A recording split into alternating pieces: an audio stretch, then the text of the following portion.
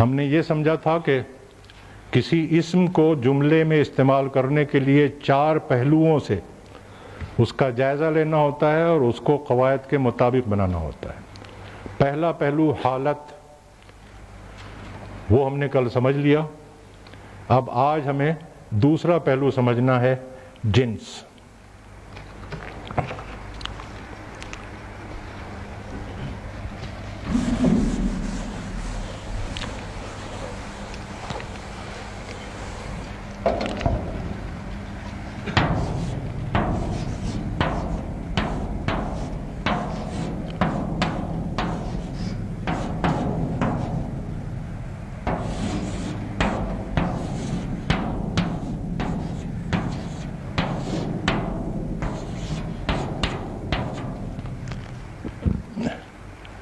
یہ دونوں جملے درست ہیں؟ کیا غلطی؟ جنس کی غلطی ہے۔ اردو میں ہم کہتے ہیں دیوار گر گئی، سورج ڈوب گیا، لیکن عربی کا اگر لٹرل ٹرانسلیشن کیا جائے تو یہ دونوں ٹرانسلیشن صحیح ہیں، اس لیے کہ عربی میں جدارن، دیوار، مذکر استعمال ہوتی ہے، لفظ وہ اردو کے حساب سے کہہ رہا ہوں، جدارن کا لفظ مذکر استعمال ہوتا ہے عربی میں، تو اس کے ساتھ جو فعل کا صیغہ آئے گا وہ مذکر کا آئے گا، تو ہم ٹرانسلیشن کریں گے دیوار گر گیا تو اس حساب سے یہ صحیح مانا جائے گا۔ شمسن، سورج، عربی میں مؤنث استعمال ہوتا ہے، اس کے ساتھ جو صیغہ آئے گا فعل کا، ڈوبنے کا، وہ مؤنث کا صیغہ ہوگا، تو ڈوب گئی ترجمہ صحیح ہے۔ ایسا کیوں ہے کہ ہم دیوار کو مؤنث کہتے ہیں وہ مذکر کہتے ہیں، ہم سورج کو مذکر کہتے ہیں وہ مؤنث کہتے ہیں؟ اس کی وجہ یہ ہے کہ یہ دونوں، چاہے دیوار ہو یا سورج ہو،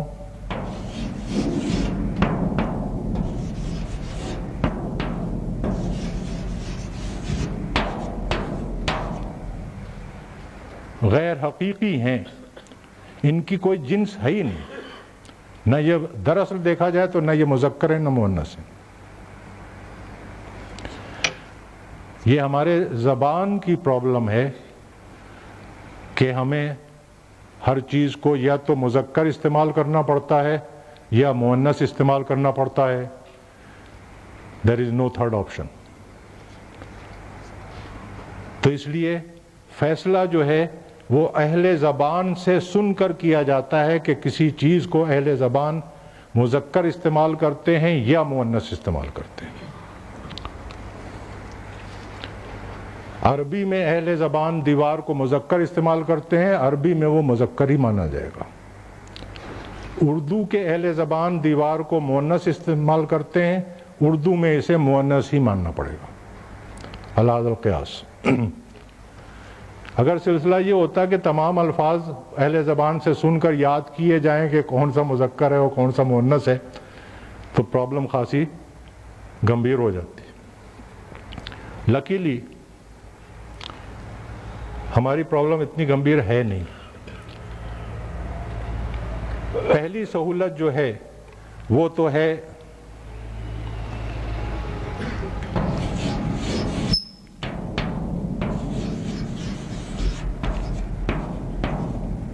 جنس حقیقی کی۔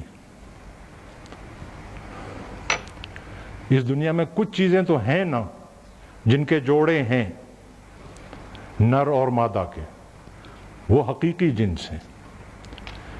اس کے لیے سننے کی ضرورت نہیں ہے، یہ پتہ کرنے کی ضرورت نہیں ہے کہ اہل زبان اس کو کس طرح استعمال کرتے ہیں۔ اس لفظ کے معنی ہمارے سامنے آئیں گے اور ہم پہچان جائیں گے کہ یہ مذکر ہے اور یہ مؤنث ہے۔ امن عربی کا لفظ ہے، فرض کیجئے کہ مجھے اس کے معنی نہیں معلوم، لیکن جیسے ہی کوئی مجھے بتائے گا کہ امن کے معنی ہیں ماں، اور ابن کے معنی بتایا کہ ابن کے معنی ہے باپ، تو اب مجھے یہ فکر نہیں ہے کہ اہل زبان اس کو کس طرح استعمال کرتے ہیں۔ ظاہر ہے کہ امن جو ہے وہ मुअन्नस है, अबुन जो है वो मुज़क्कर है। माँ बाप, बेटा बेटी, भाई बहन, लड़का लड़की, अलाज़ल क़यास। तो जिन चीज़ों के जोड़े हैं उनमें तो कोई प्रॉब्लम नहीं आती। माने सामने आएंगे तो हम पहचान जाएंगे, फैसला कर लेंगे कि ये मुज़क्कर है और ये मुअन्नस है। जिन चीज़ों के जोड़े नहीं हैं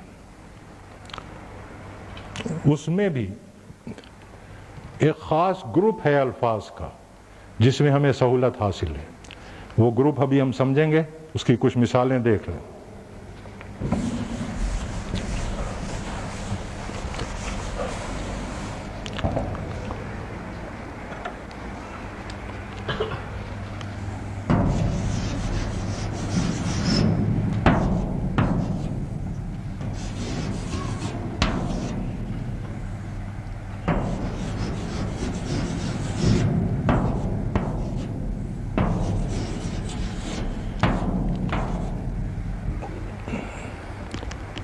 मीठा हलवा, मीठी की खीर।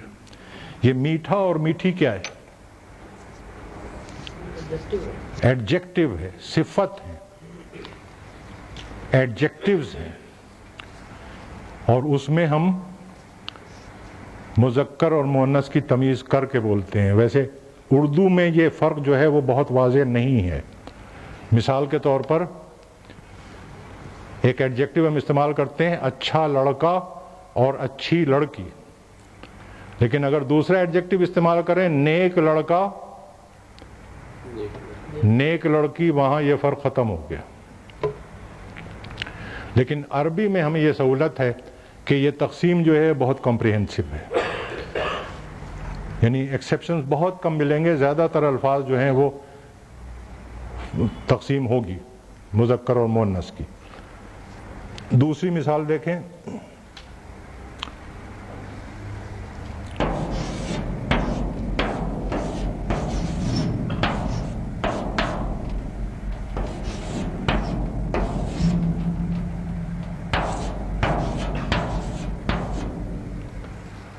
हरा धागा, हरी डोर। अब ये हरा और हरी ये क्या है? ये भी एडजेक्टिव है, ये भी सिफत है। रंग के नाम हैं, लेकिन रंग जो होते हैं दरअसल वो एडजेक्टिव ही होते हैं, सिफत ही होते हैं।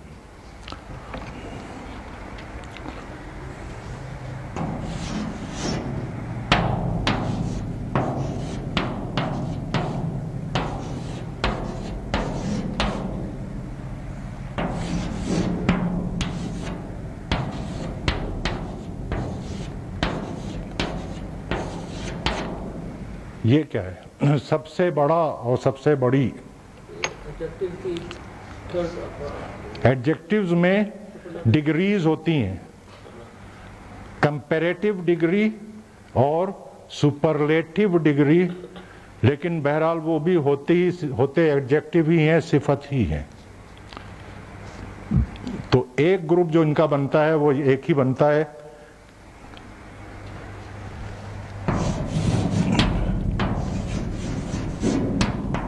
सिफत।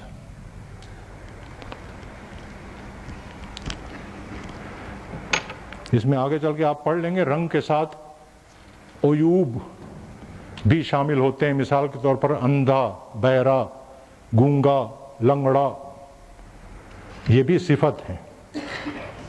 लेकिन सिफत के ये तीन ग्रुप हैं। एक बिल्कुल सीधी सीधी सिफत, ये कहलाते हैं अलवान और ओयूब यानी रंग और ओयूब, और ये कहलाते हैं तफजील यानी कंपैरेटिव और सुपरलेटिव डिग्री।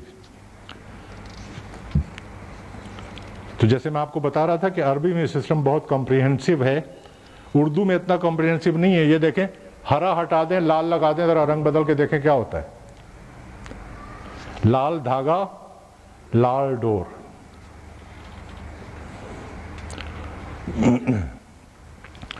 लेकिन अरबी में ये सिस्टम बहुत कॉम्प्रिहेंसिव है, और सिफत का टोटल ग्रुप जो है उसमें मुज़क्कर और मुअन्नस दोनों लफ्ज़ इस्तेमाल होते हैं। शायद कहीं कोई एक्सेप्शन हो जाए, आम तौर पर टोटल ग्रुप मुज़क्कर और मुअन्नस अलग अलग इस्तेमाल होते हैं, اور ان کی پہچانیں ہیں، بڑی آسانی سے پہچانا جا سکتا ہے۔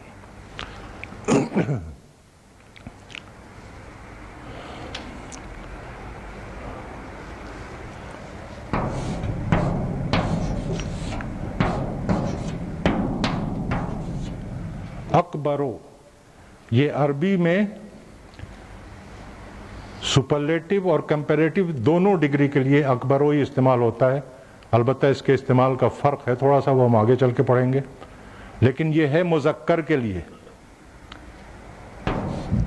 مؤنث کے لیے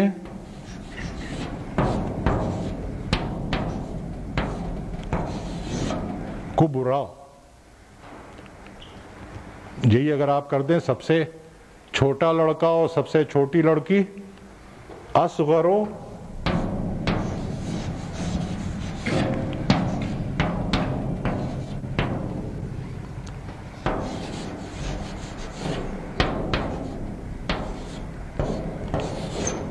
صغرا۔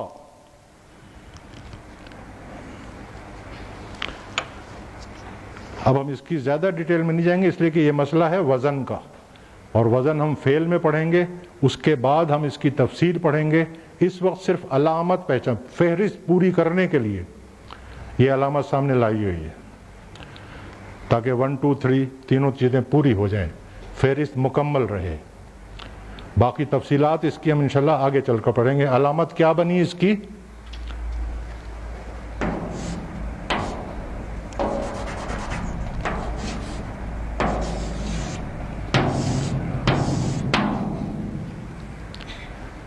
میں نے کل بتایا تھا آپ کو، ڈیش کس چیز کو ریپرزینٹ کر رہا ہے؟ آخری حرف کو۔ را اس کا آخری حرف ہے، اس پہ کھڑی زبر آ گئی اور آگے یا کا اضافہ ہو گیا، یہ نشانی ہے کسی لفظ کے مؤنث ہونے کی۔ بس اس نشانی سے آگے ہم نے فی الحال کچھ نہیں پڑھنا ہے۔ یہی وجہ ہے کہ آپ دیکھیں گے کہ آگے جو ہم نے مشقیں دی ہیں، ویکیبلری دی ہے، اس میں کہیں بھی آپ کو اس کیٹیگری کا لفظ نہیں ملے گا۔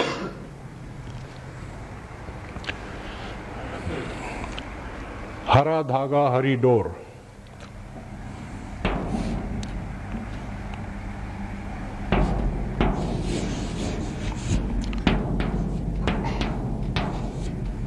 اخورو، یہ مذکر کے لیے ہے۔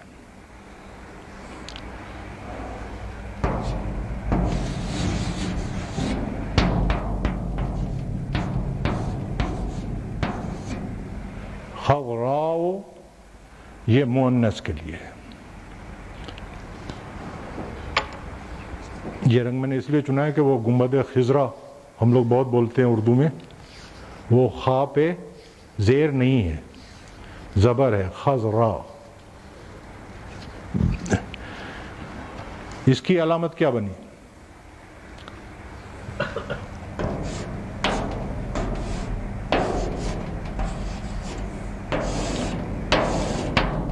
آخری حرف پر زبر، الف اور حمزے کا اضافہ۔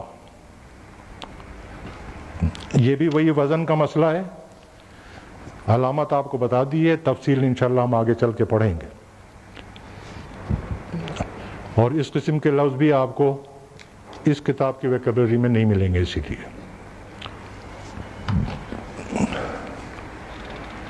البتہ یہ ہے جو ہم نے اب پڑھنا ہے۔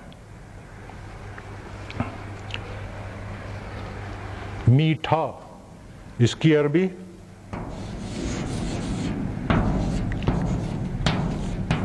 حلون، اس کو ہم نے مؤنث بنانا ہے۔ اس کا فارمولا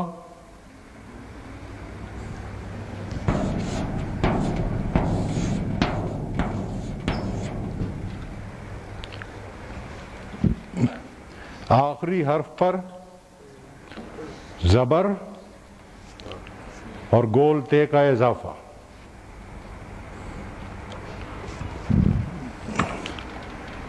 تو یہ بنے گا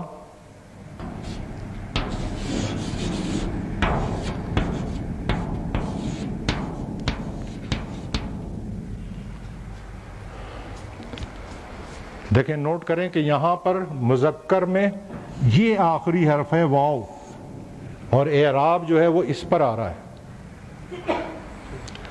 جب یہ نصب میں جائے گا تو واو پر دو زبر آئے گی حلون، جب یہ جر میں جائے گا تو واو پر دو زیریں آئیں گی حلوین، لیکن جب مؤنث بن گیا تو اب آخری حرف پر زبر آ گئی، یہ حرکت ہے، اس لیے کہ آخری حرف اب گولتے ہے، اعراب اس پر آئے گا۔ اور رفع نصب در میں تبدیلی جو ہے وہ اعراب پر ہوگی، اب واو کی زبر جو ہے وہ اپنی جگہ قائم رہے گی، وہ نہیں ہلے گی، وہ حرکات میں چلی گئی۔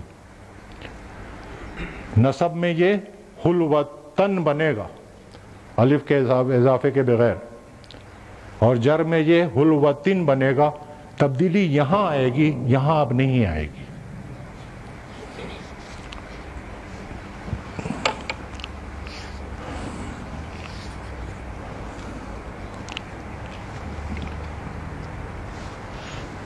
ہاں جی، تو مؤنث مذکر سے مؤنث بنانے کا یہ فارمولا آپ کے سمجھ میں آ گیا۔ یہ الفاظ ہیں جو ہم پریکٹس کریں گے، یہ الفاظ ہیں صفت کے، جو الفاظ ہیں اسٹیٹ صفت جسے کہہ لیں آپ، سیدھی سیدھی صفت، جن کا رنگ اور عیوب سے کوئی تعلق نہ ہو اور جن کا کمپیریٹیو اور سپرلیٹیو ڈگری سے کوئی تعلق نہ ہو، وہ والی صفتیں، ان کو ہم مذکر سے مؤنث بنانا کی بھی مشق کریں گے، اور ان کی شکلوں کی بھی، اعرابی حالتوں کی بھی، رفع نصب جر کی بھی مشق کریں گے۔ لیکن اب ایک سوال یہ پیدا ہوتا ہے کہ ٹھیک ہے، جن چیزوں کے جوڑے موجود ہیں وہ ہم پہچان لیں گے، معنی دیکھتے ہی پہچان جائیں گے، صفت میں سے کوئی لفظ آئے گا، تینوں گروپ میں سے کوئی سے بھی صفت ہو، ہم اس کی نشانی دیکھ کے، علامت دیکھ کے پہچان لیں گے کہ یہ مذکر ہے یا مؤنث ہے۔ لیکن باقی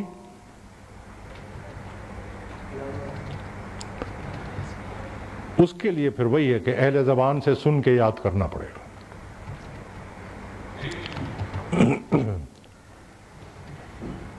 اور اس میں ہمارے جو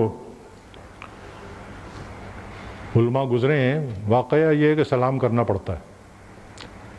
جیسی انہوں نے عرق ریزی کی ہے اور جیسی انہوں نے محنت کی ہے اور جس طرح انہوں نے یہ قواعد مرتب کر کے ہمیں بنا کے دیے ہیں، اس کا جو صرف اللہ تعالیٰ ہی ان کو دے سکتا ہے، بندے کے بس کی بات ہی نہیں۔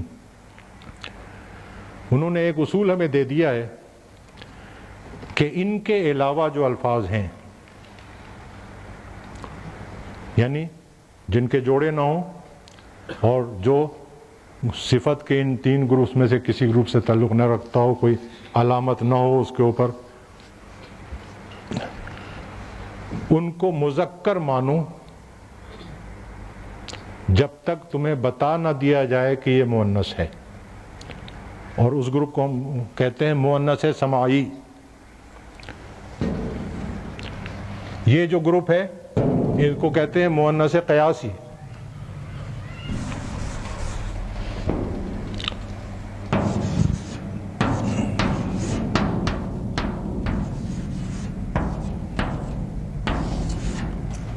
قیاسی کے معنی مقیاس الحرارت کسے کہتے ہیں؟ تھرمامیٹر، حرارت ناپنے کا پیمانہ۔ مؤنث قیاسی وہ مؤنث الفاظ جس کا کوئی پیمانہ مقرر ہو، اس کا پیمانہ گول تے، اس کا پیمانہ آ او، اس کا پیمانہ آ، مؤنث قیاسی۔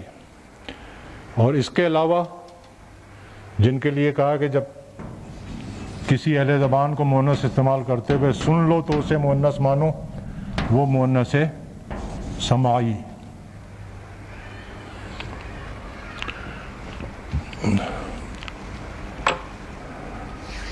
تو یہ وجہ ہے کہ اب جب ویکیبلری میں آئے گا کوئی مؤنث سماعی کا لفظ تو ہم اس کے آگے بریکٹ میں سین بنا دیا کریں گے، تاکہ آپ کو پتہ لگ جائے کہ یہ مؤنث سماعی ہے. یہ کیا نام ہے، صفحہ نمبر 23 پہ پوری فہرست دی ہوئی ہے. ارضن زمین، حربن لڑائی، نارن آگ، سماؤن آسمان، ریحن ہوا، نفسن جان. عربی میں یہ سب مؤنث استعمال ہوتے ہیں، اور یہ عجیب اتفاق ہے، اس میں زیادہ تر الفاظ وہ ہیں جو اردو میں بھی مؤنثی ہیں سوائے آسمان کے. یہ تو ہم آگے چل کے جیسے جیسے الفاظ سامنے آئیں گے ہم ان کو سمجھتے جائیں گے، لیکن وہ یاد کرنا آپ کی ذمہ داری ہے.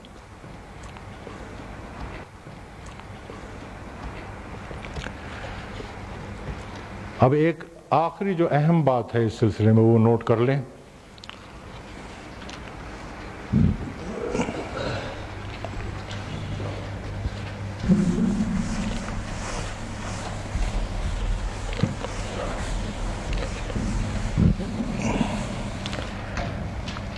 جن چیزوں کے جوڑے ہیں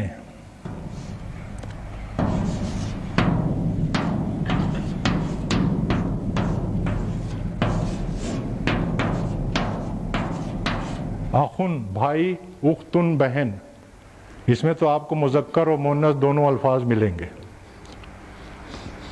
جو صفتیں آئیں گی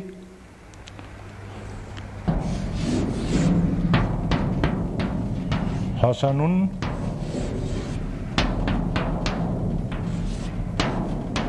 حسنتن، اس میں بھی آپ کو مذکر اور مؤنث دونوں الفاظ ملیں گے. لیکن جب مؤنث سماعی آئے گا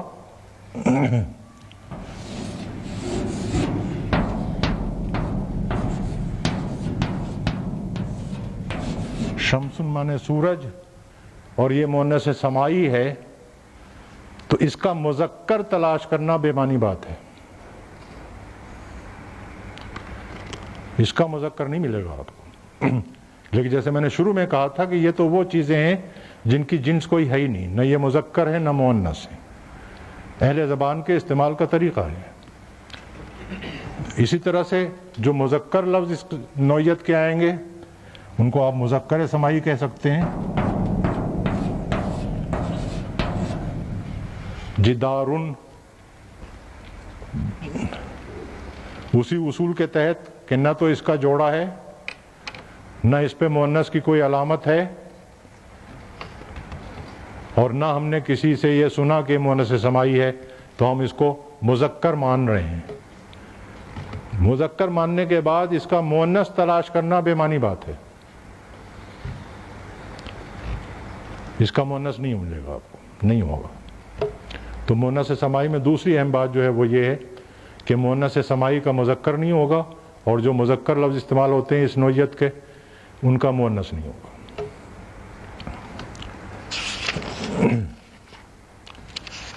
مشق کرنے کے لیے ہم تھوڑا سا مختلف طریقہ کار اختیار کریں گے کہ پہلے میں جتنے الفاظ بتاؤں گا ان الفاظ کی آپ یہیں پہ مشق کریں گے، پھر اس کا کریکشن کریں گے تاکہ اگر کوئی غلطی ہے تو اس کا کریکشن ہو جائے اور آگے کے الفاظ میں پھر وہ غلطی آپ سے ریپیٹ نہ ہو. اگر اس طرح سے ہو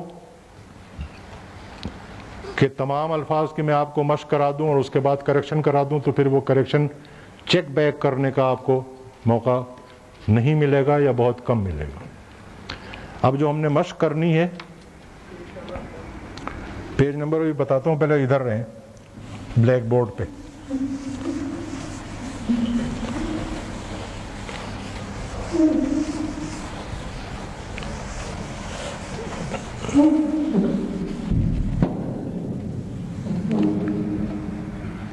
کل ہم نے مشق کی تھی رفع، نصب،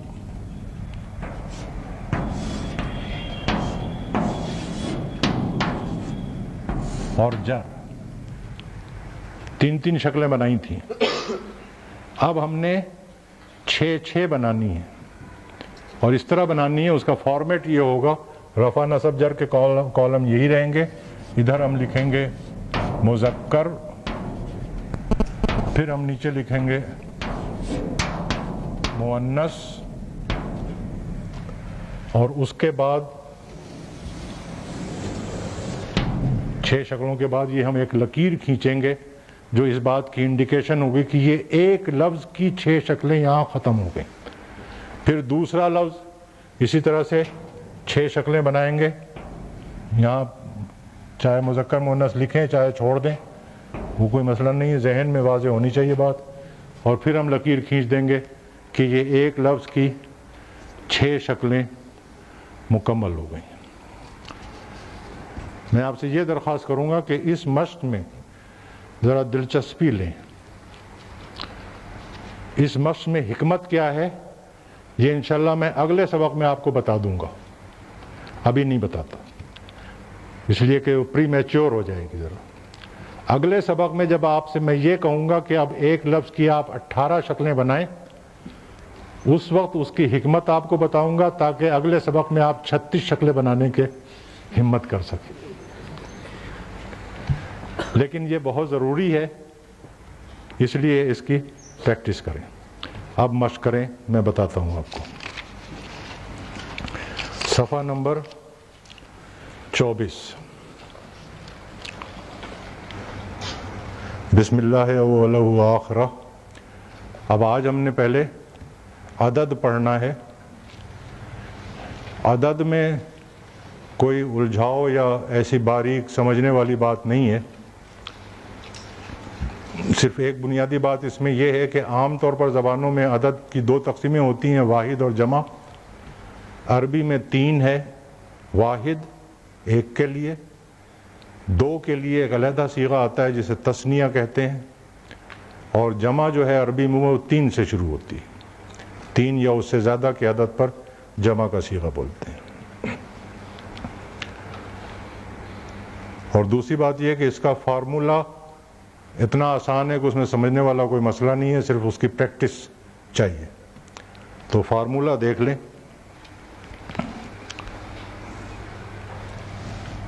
پہلے ہم فارمولہ دیکھ رہے ہیں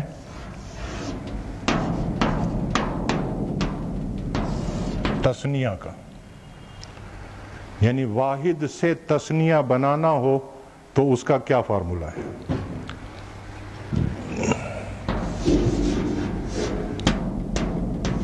حالت نصب کا فارمولہ الگ ہے, سوری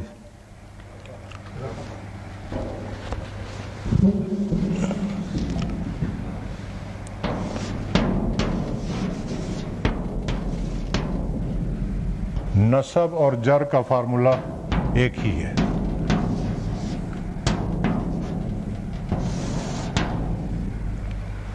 اور فارمولہ ہے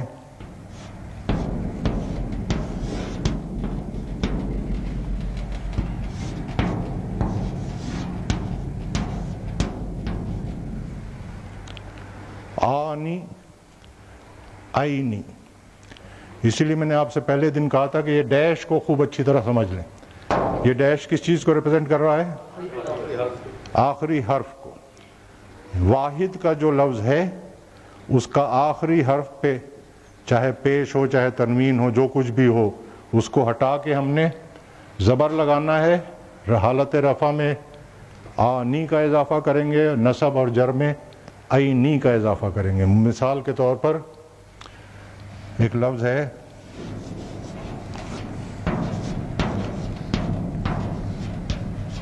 مسلمن, واحد, اس کا ہم نے تثنیہ بنانا ہے. آخری حرف میم ہے, اس پر زبر آ جائے گی.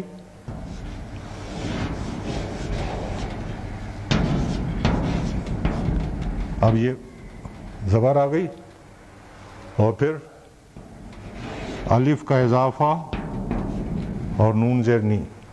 مسلمانی, 2 مسلمان. رفع میں نصب اور جر میں وہی ہوگا کہ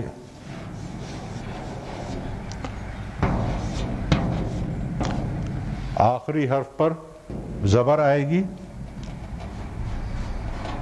اور یا اور نون کا اضافہ ہوگا. مسلمین.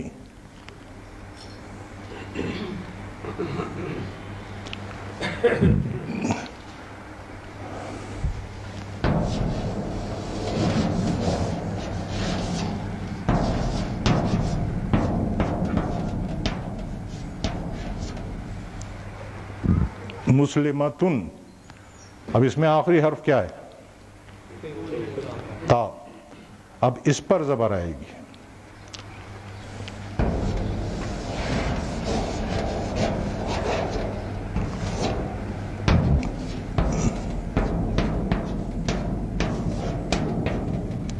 مسلمتانی حالت رفع میں اور نصب اور جر میں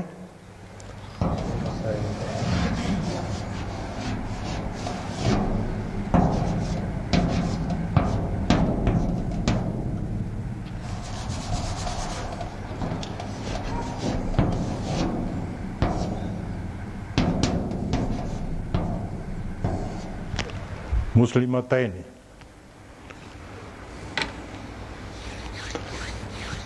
اس میں سمجھنے والی تو کوئی بات نہیں ہے، صرف یاد کرنے کی اور مشق کرنے کی بات ہے.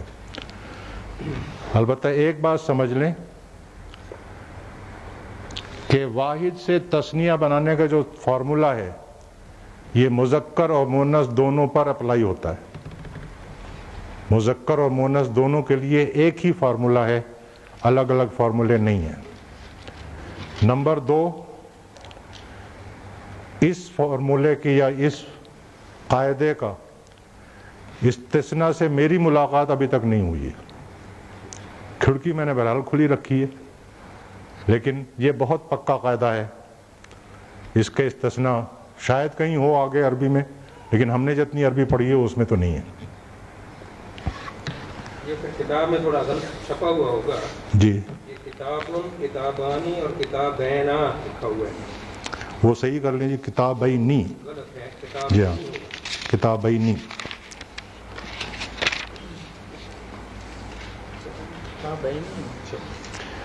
نصب میں نون پہ زبر لگی ہوئی ہے، وہ غلط ہے. صفحہ نمبر 26. رفع میں کتابانی، نصب میں یہاں لکھا ہوا ہے کتابینا، یہ غلط ہے. کتابینی. اور جر میں بھی کتابینی. اب آ جائیے جمع پہ.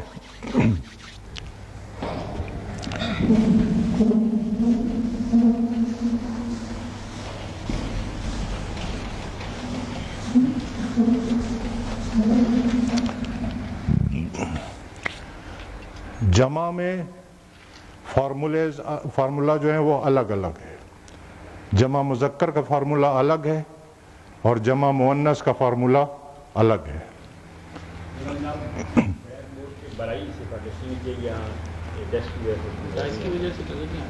نظر نہیں آتا.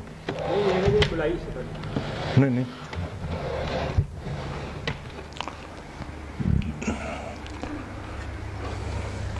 اب ہم فارمولا سمجھ رہے ہیں جمع مذکر کا.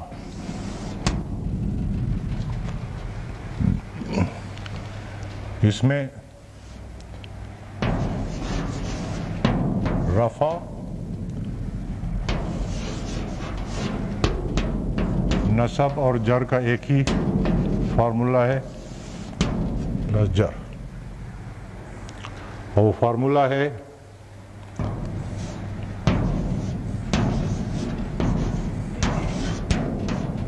اونا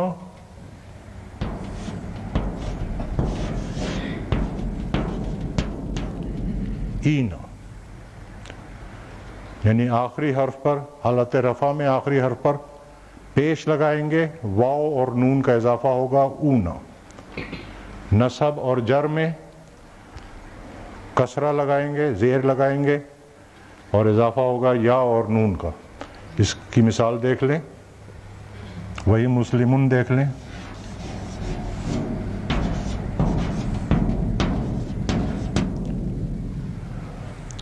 واحد میں آخری حرف میم پر تنوین ہے، تنوین ضمہ ہے، 2 پیش لگے ہوئے ہیں. رفع میں جب لے جائیں گے تو 1 پیش لگائیں گے.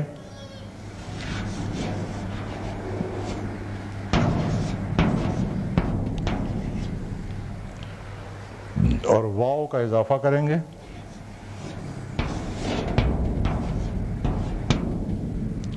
مسلمون. اور نصب اور جر میں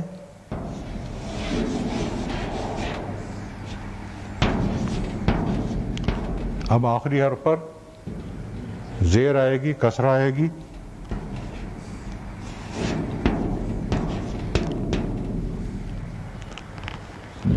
مسلمین.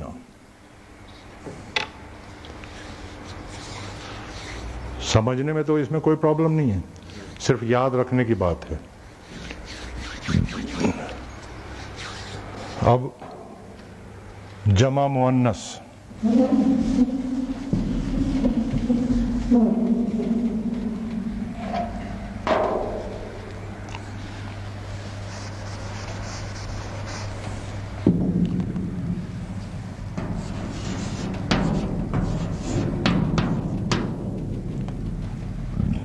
حالت رفع میں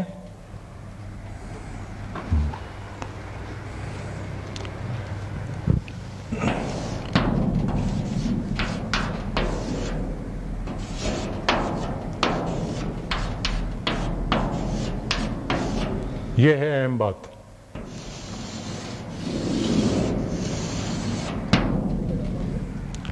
نہیں، حالت رفع میں نہیں. جمع مؤنث کا جو بھی فارمولا ہم اپلائی کریں گے، چاہے رفع کا ہو چاہے نصب جر کا ہو، پہلا اسٹیپ یہ ہے کہ گولتے گرانی ہے اور اس کے بعد فارمولا اپلائی کرنا ہے. جیسے پہلے فارمولا دیکھ لیں. فارمولا ہے آتن. اب یہ ڈیش کس کو ریپرزینٹ کرے گا؟ گولتے گرانے کے بعد جو آخری حرف بچے گا اس پر زبر آئے گی اور آتن. اور نصب اور جر میں آتن. جیسے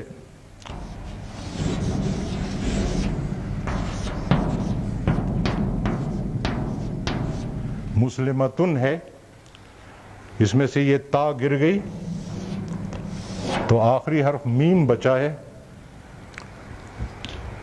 اس کے حساب سے ہم چلیں گے.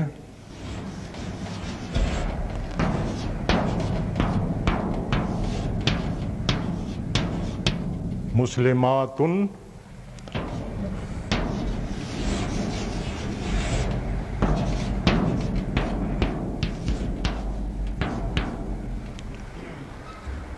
اور مسلماتن.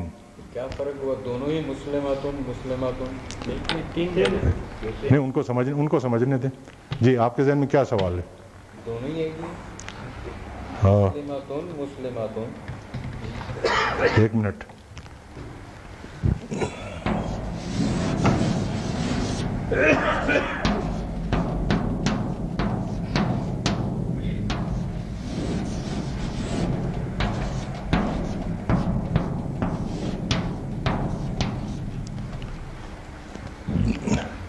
لکھنے میں فرق تو صاف نظر آ رہا ہے، بولنے میں بھی فرق ہونا چاہیے. اس کو ہم کہیں گے مسلماتن، میم کو ہلکا پڑھیں گے، اور اس کو ہم میم کو کھینچیں گے. مسلماتن، مسلمتن، مسلماتن.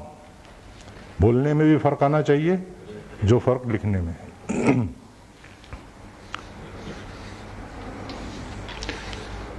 اچھا جی، اب سوال یہ کہ جو فارمولا ہم نے پڑھا ہے تثنیہ کے لیے، تو میں نے آپ کو بتا دیا کہ یہ کافی پکا قاعدہ ہے اور اس کا استثناء ابھی تک میری نظر سے نہیں گزرا. لیکن یہ جمع بنانے کے جو قاعدے ہم نے سمجھے ہیں، جمع مذکر اور جمع مؤنث، یہ کتنے پکے ہیں؟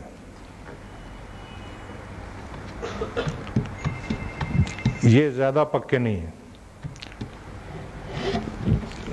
کافی الفاظ ایسے ہیں جن کی جمع اس فارمولے کے حساب سے نہیں بنتی ہے بلکہ ان کی جمع الگ آتی ہے. مثال کے طور پر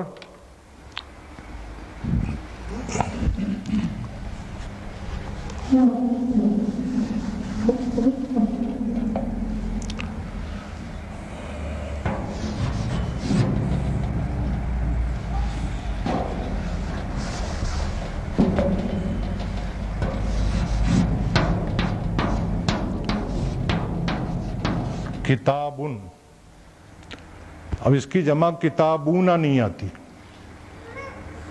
اس کی جمع آتی ہے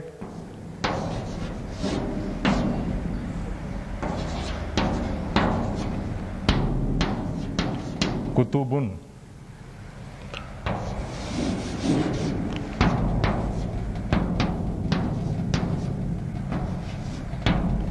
مسجدن، اس کی جمع مسجدونا نہیں آتی بلکہ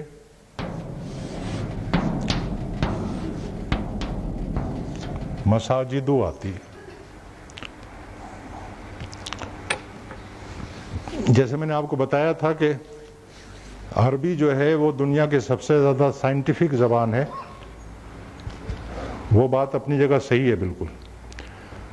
اس وقت ہم آپ کو یہ کلاسیفیکیشن اگر بتائیں گے کہ کس قسم کے الفاظ کی جمع فارمولے کے مطابق آتی ہے اور کس قسم کے الفاظ کی جمع مختلف طریقے سے آتی ہے تو آپ کا کنفیوژن بڑھے گا. آگے چل کے انشاءاللہ جب آپ تھوڑی سی عربی پڑھ لیں گے اس وقت جب یہ فیکٹس آپ کے سامنے ڈسکلوز کی جائیں گے تو آپ بڑی آسانی سے اسے پک اپ بھی کر لیں گے، سمجھ بھی لیں گے اور ریٹین بھی کر لیں گے. اس لیے فی الحال بس اتنا سمجھ لیں کہ کچھ الفاظ ہیں سے مور دین 50% الفاظ جن کی جمع فارمولے کے مطابق ہی آئے گی، لیکن 40-45% الفاظ ایسے بھی ہیں جن کی جمع جو ہے وہ قاعدے کے مطابق نہیں آتی ہے. ان کے لیے اصطلاح ہے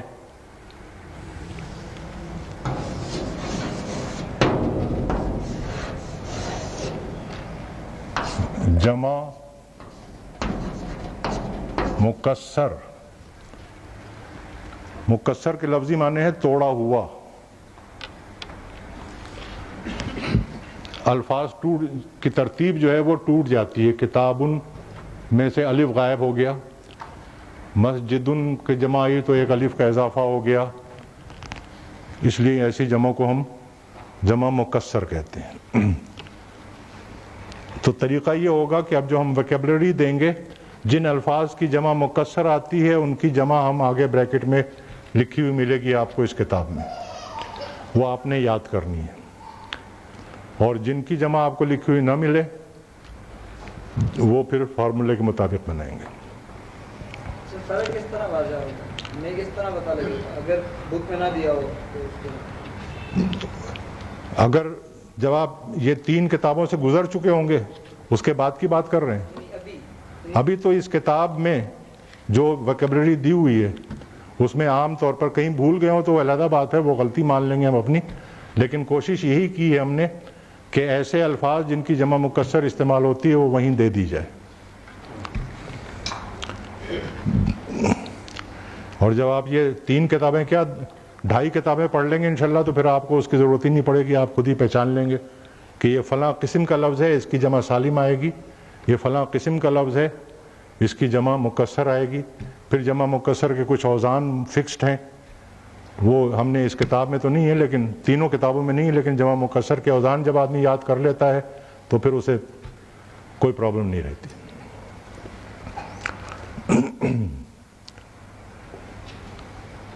یہاں تک بات سمجھ میں آ گئی جی؟ اب پہلے دن جو ہم نے بات کی تھی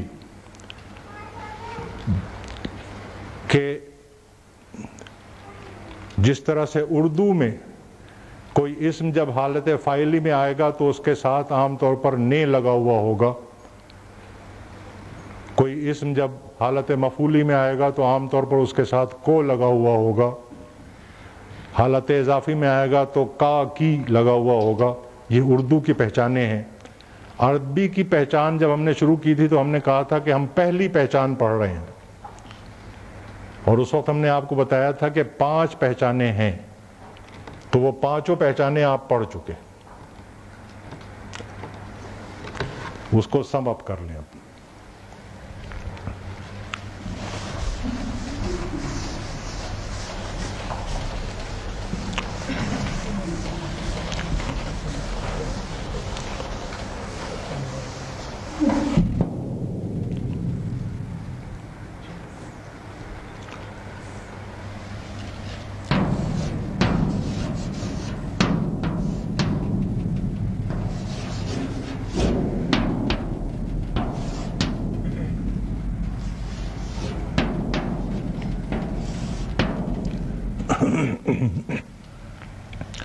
پہلی پہچان ہم نے پڑھی تھی کہ کسی اسم کے آخری حرف پر حالت رفع میں یعنی حالت فاعلی میں 2 پیش آئیں گے، حالت نصب میں آخری حرف پر 2 زبر آئے گا اور الف کا اضافہ ہوگا، اس کا استثناء بھی پڑھ لیا تھا، اور حالت جر میں آخری حرف پر 2 زیریں آئیں گے۔ یہ پہلی شناخت تھی۔ دوسری شناخت ہم نے پڑھی غیر منصرف الفاظ کی کہ آخری حرف پر 1 پیش، حالت نصب میں آخری حرف پر 1 زبر اور حالت جر میں بھی 1 زبر۔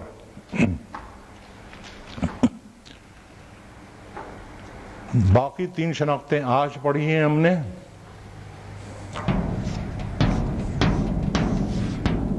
آنی،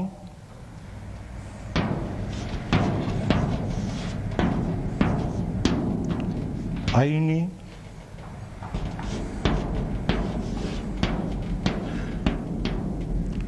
عینی، یعنی یہ تثنیہ کی علامتیں ہیں۔ وہ 2 جو تھیں وہ واحد کی علامتیں تھیں، یہ تثنیہ کی علامتیں ہیں۔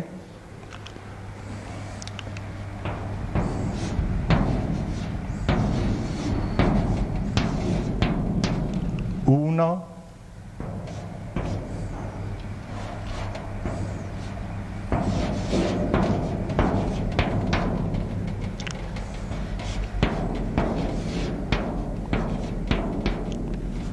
اینا، اینا، یہ جمع مذکر کی علامتیں۔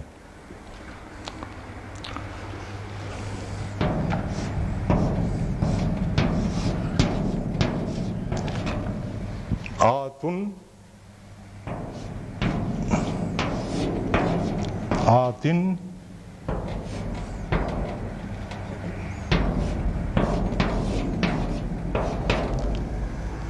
یہ جمع مؤنث کی علامتیں ہیں۔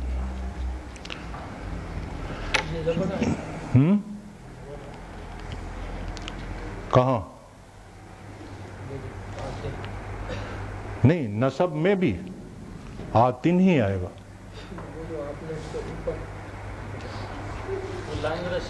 اچھا، اس کو کہہ رہے تھے آپ؟ اب اس میں خاص بات جو نوٹ کرنے کی ہے اور ذہن میں گرفت کرنے کی ہے وہ یہ ہے کہ اگر ذہن میں یہ ہے کہ اعرابی حالت جو ہے وہ زبر زیر پیش سے پہچاننی ہے تو یہاں پہ تو نون کے نیچے زیر آ رہی ہے، اس کی وجہ سے کوئی یہ سمجھے کہ یہ حالت جر میں ہے تو وہ غلطی کرے گا، وہ رفع کی علامت ہے۔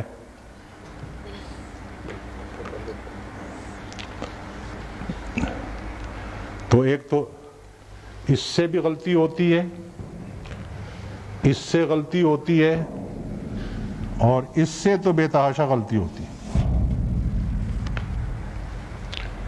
2 زیریں دیکھ کے تو کھٹ سے آدمی کا ذہن جو ہے وہ جر کی طرف جاتا ہے یہاں،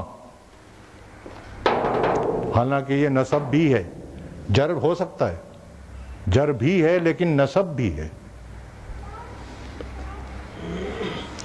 تو یہ بات یاد کر لیں اب کہ اعراب یہ تو ٹھیک ہے، یہ 2 اعراب جو ہیں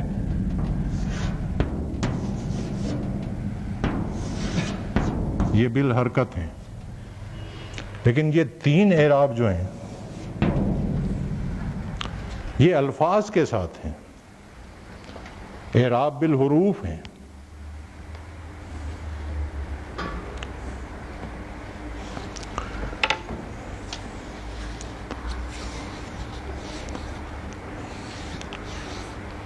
اس کی بہت احتیاط کرنی ہے، ورنہ اس میں نے دیکھا ہے کہ طلبہ خاصی غلطیاں کرتے ہیں۔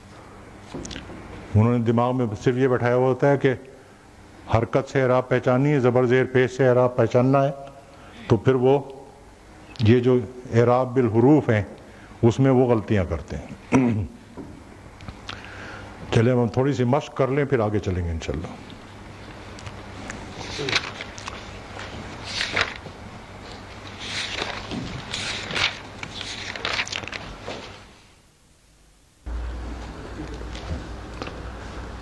جی اب یہ لفظ جو تھا مومنون، اس کی کریکشن ہو گئی۔ اب آگے بڑھنے سے پہلے میں آپ کو یہ بتانا چاہتا ہوں کہ یہ مشقت ہم آپ سے کیوں کرا رہے ہیں۔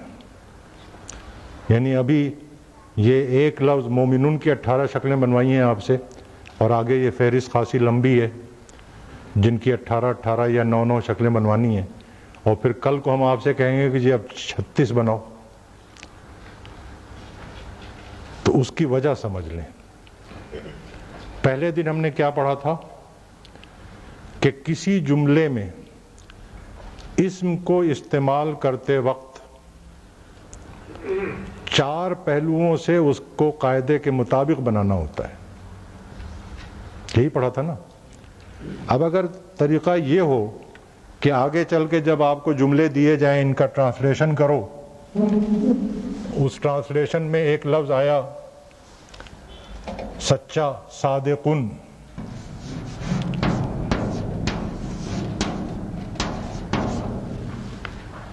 تو آپ نے پہلے اس کی اعرابی حالت پر غور کیا اور پتہ یہ لگا کہ اس جملے میں اس لفظ کو حالت نصب میں آنا چاہیے، تو آپ نے صادقن سے صادقن کر لیا۔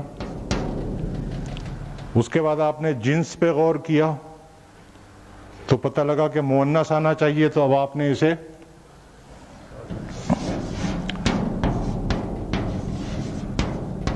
صادقتن کر لیا۔ اس کے بعد عدد پہ غور کیا تو پتہ لگا جمع آنی چاہیے، تو آپ نے